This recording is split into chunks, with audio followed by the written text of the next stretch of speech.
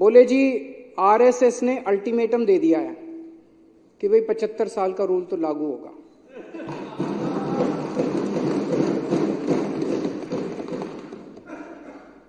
लेकिन वो मान नहीं रहे, कह रहे हैं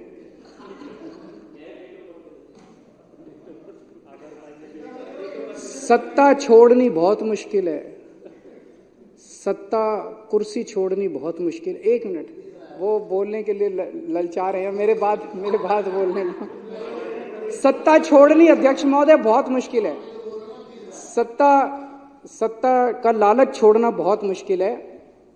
खुद ही रूल बनाया, उस रूल के तहत सबसे पहले आडवाणी जी का इस्तीफा लिया, मुरली मनोहर जोशी जी का इस्तीफा लिया, सुमित्रा महाजन जी का इस्तीफा लिया, बीसी खंडूरी जी का इस्तीफा लिया, कलराज मिश्र का इस्तीफा लिया, आनंदीबेन पटेल का इस्तीफा लिया, शांता कुमार जी का इस्तीफा लिया, करिया मुंडा जी का इस्तीफा लिया, हुकुमदेव नारायण जी का इस्तीफा लिया, नजमा हेपतुल्ला जी का इस्तीफा लिया, भगत सिंह कोश्यारी जी का इस्तीफा, और भी बहुत है, मेरे पास तो थोड़े ही नाम है।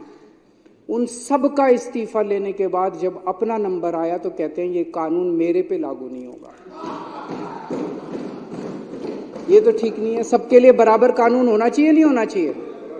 मैं ये सोच रहा था कल को कोई अफसर 60 साल की उम्र होने के बाद कहे मैं तो नहीं रिटायर होता जी, कल को कोई सुप्रीम कोर्ट का जज 65 साल की उम्र होने के बाद कहे जी मैं तो रिटायर नहीं होता। व्यवस्था ही खराब हो जाएगी।